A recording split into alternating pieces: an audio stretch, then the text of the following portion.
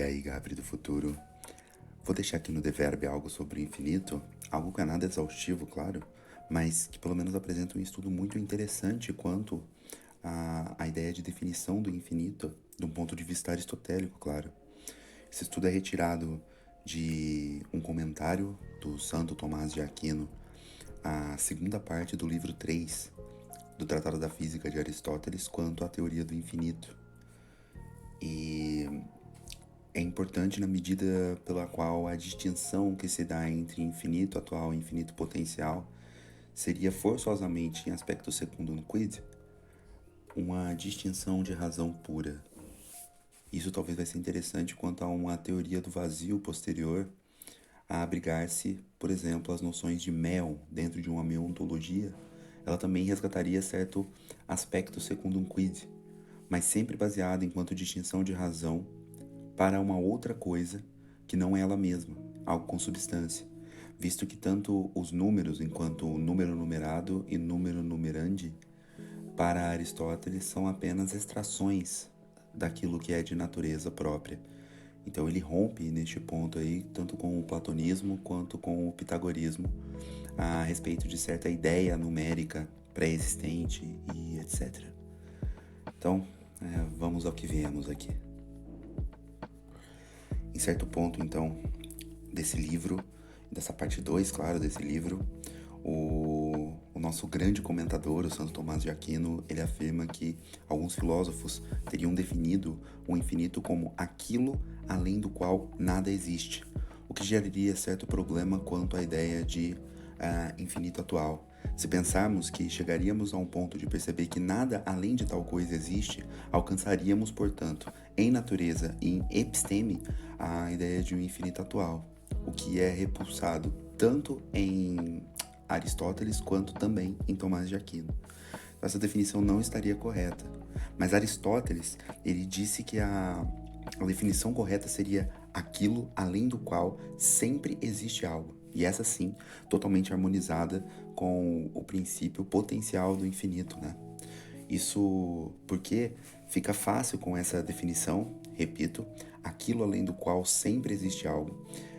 É fácil demonstrar-se, porque para que uma coisa seja infinita é preciso que, para além de qualquer parte tomada, haja uma outra parte, de modo que a parte que tinha sido previamente tomada nunca seja tomada novamente.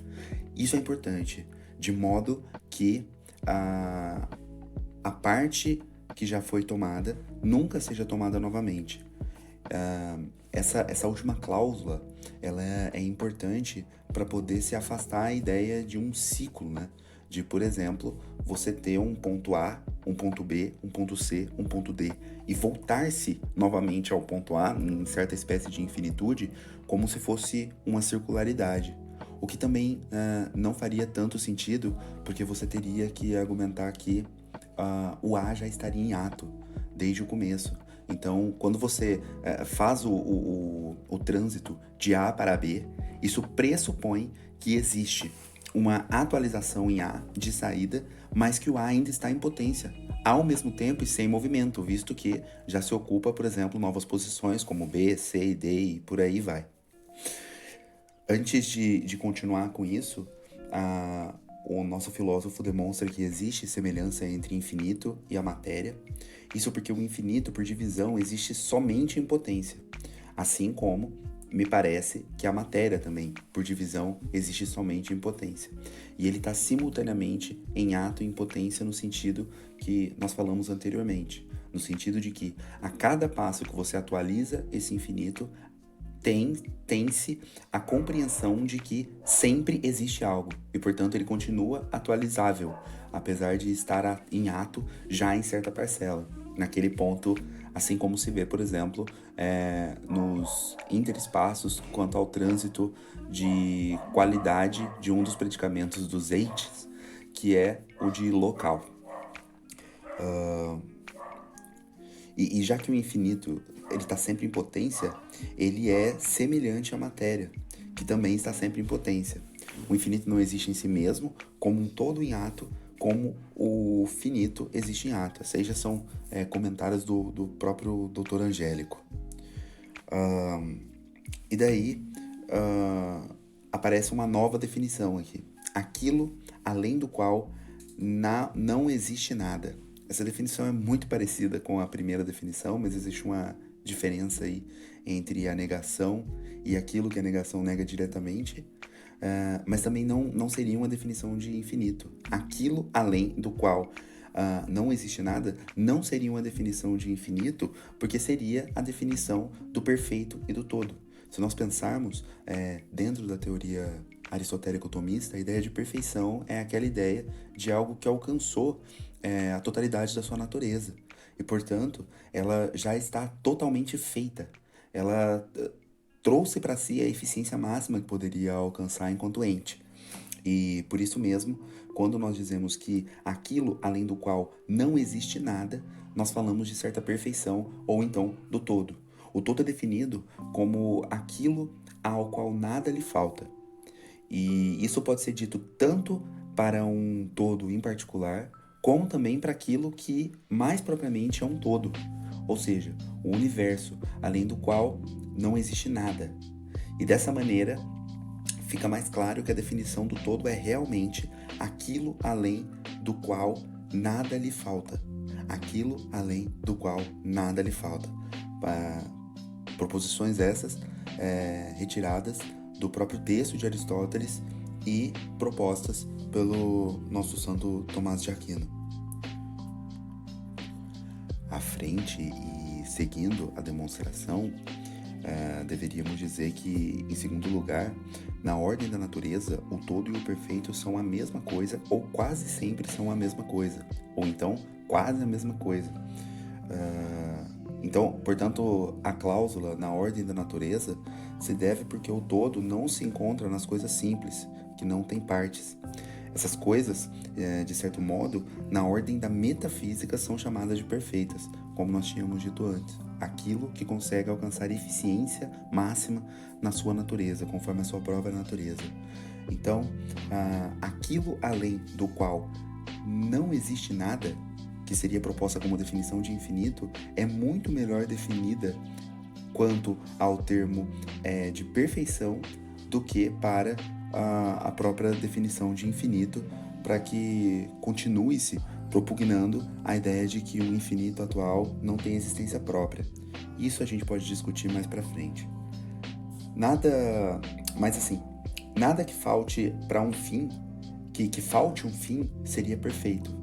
Portanto, se aquilo já não falta mais nada naquela própria harmonia, na ordem da natureza da coisa, a ela nada mais falta, então essa seria uma coisa perfeita, porque é aquilo além do qual não existe nada. E... Opa, me perdoe, o Gabi do futuro, mas eu fui interrompido aqui. Mas retomando, é o que nós estávamos falando antes mesmo. Se algo é perfeito, se ele alcançou totalmente a sua feitura, a sua eficiência, então adequou-se à sua teleologia enquanto natureza própria, e esse ente, portanto, não pode mais atualizar-se. Portanto, este ente torna-se aquilo além do qual não existe nada, em diferença com aquilo que nós dizemos quanto à definição de infinito, que é aquilo além do qual sempre existe algo. E para terminar aqui, 3 proposições são nos indicadas, tanto pelo nosso filósofo, quanto pelo comentador, o nosso grande comentador, o Doutor Comum, quanto ao fato de que o infinito é um ser em potência. Então, seguiria-se 3 conclusões. Essas conclusões são as seguintes. A. Que o infinito, ao contrário do todo, que contém. O infinito não contém, mas é contido, à semelhança da matéria. Isto é, o que pertence ao infinito em ato está sempre contido em algo maior, já que é sempre possível algo além dele. Então veja que há uma espécie de conciliação aqui agora dentro do infinito potencial para um infinito atual, desde que este ponto do infinito atual não seja o último, não seja o exaustivo, para que se dê algo em puro ato. Entretanto, sempre de acordo com a definição de aquilo além do qual sempre existe algo. Então você sempre teria mais alguma coisa. E isso acontece tanto na ordem do número numerandi, quanto na ordem do número numerado. Para Aristóteles, claro. Bom, essa aí foi a primeira conclusão. A segunda segue. O infinito, como tal, é desconhecido, porque ele é como a matéria, que não tem forma. Ora, a matéria somente é conhecida através da forma. E a última proposição, o infinito tem natureza, ratio, de parte, ao invés de todo. E aqui um comentário. Essa conclusão é muito menos óbvia do que parece parecer à primeira vista. E realmente, né? Quando a gente fala sobre o infinito tem natureza ratio, de parte ao invés de todo, é porque nós estamos colocando o infinito atual fora dessa causa de séries, que seria o infinito potencial. E, portanto, dá-se aí uma espécie de distinção não de todo integral